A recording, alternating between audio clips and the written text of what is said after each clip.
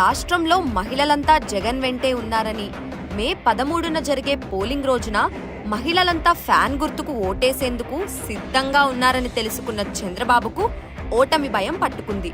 అందుకే మహిళలపై తన టీడీపీ కార్యకర్తల చేత దాడులకు తెగబడుతున్నాడు.